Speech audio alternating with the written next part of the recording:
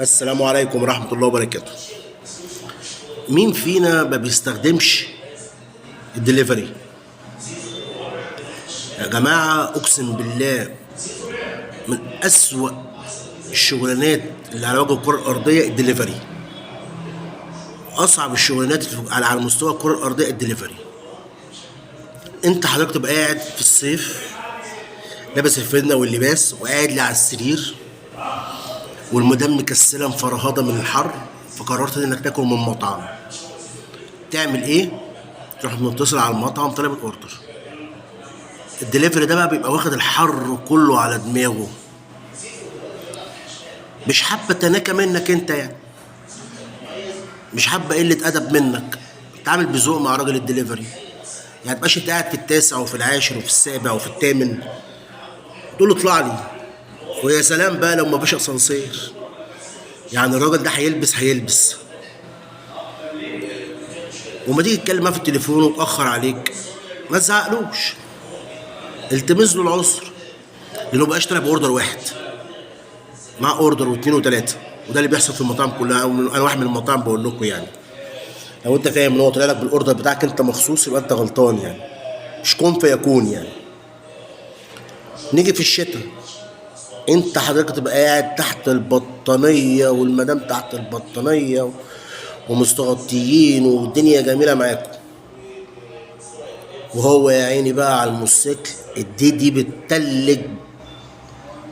عارفين يعني ايه بتتلج؟ ورجليه بتتلج وجسمه كله بقى متكتك في بعضه عشان خاطر يخدمك ويجيب لك الاكل لغايه البيت. ويا سلام لو الدنيا بتنطر بقى، خدمه شقه. الناس دي بتتعب، الناس دي بتشقى.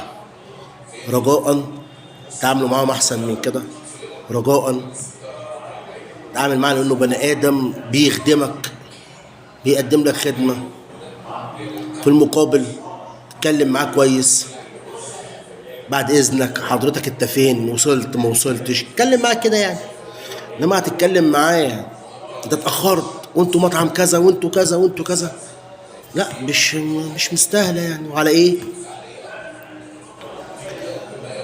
ولا ايه يا عم؟ صح. اتنين بقى، الراجل اللي واقف في الصاله يا ريت نتعامل معاه باسلوب حلو. يعني الكابتن اللي واقف او المتر اللي واقف، السفراجي اللي واقف، الويتر اللي واقف، نتعامل معاه باسلوب راقي. الراجل بيقول لك امرني حضرتك، بيجيب لك منيو، بياخد منك اوردر. ذوقيا لما تكون مثلا ماسك سيجاره ما تنفخهاش في وشه. ذوقيا لما يكون حاطط رجل على رجل نزل رجلك.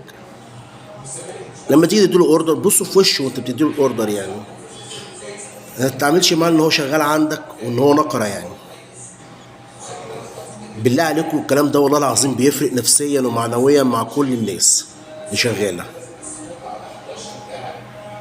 وفي تكايه كده برضو صغيره كده عاوز اتكلم فيها معاكم لاصحاب المطاعم. احنا في ظروف صعبه،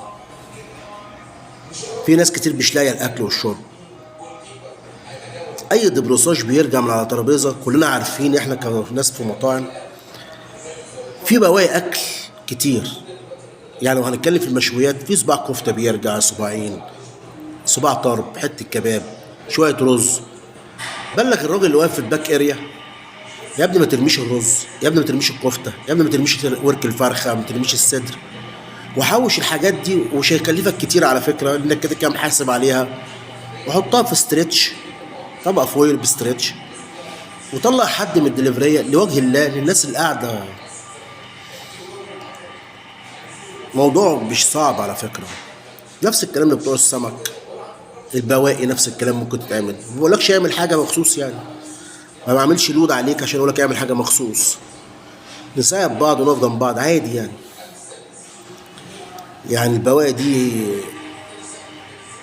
انت كده كده محاسب عليها، فايه المانع يعني؟ تاجر مع الله فيها يعني. في ناس كتير والله هتاخدها منك، في ناس كتير هتقبلها منك، وسهله. الموضوع مش صعب، احنا اللي بنصعب كل حاجه على نفسنا. اصحاب المطاعم في ناس كتير محترمه، وفي ناس كتير بتراعي ربنا وبتطلع لله وبتعمل واجبات لله. والله لو انت مطعم ومريح وطلعت وجبات لله هتشتغل. طب اعمل عقد كده بينك وبين ربنا، انا كل يوم هلتزم ب5 وجبات ب10 وجبات هطلعهم لوجه الله، قسما بالله هتشتغل. تشغلش بقى الدولار عالي الدولار رخص الدولار راح في داهيه، لا هتشتغل لانك انت مع عهد مع ربنا. نحط ايدينا في ايدين بعض ونساعد بعض. واي زبون قاعد على ترابيزه بقى منك اكل، قول له من فضلك حاجتين اتنين ممكن تعمله: يا تلف الاكل بتاعك اللي باقي منك وانت خلاص شبعت مش هتاكل منه تاني، خده في ايدك اديه لحد لو بعد اذنك يعني، لان انت بتكسب صواب. انت اكلت وشبعت، في غيرك بره والله العظيم ما لاقيه. احنا بنشوف قدام المطاعم ناس قد ايه بتيجي تقول لله يعني. ساعدوا الناس دي، وقفوا جنبهم لوجه الله. كنت حابب اقول لكم الكلمتين دول. الدليفري خدوا بالكم منه، الراجل واقف في الصاله خدوا بالكم منه.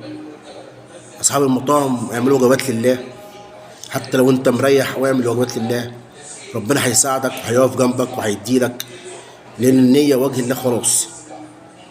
والسلام عليكم ورحمه الله وبركاته.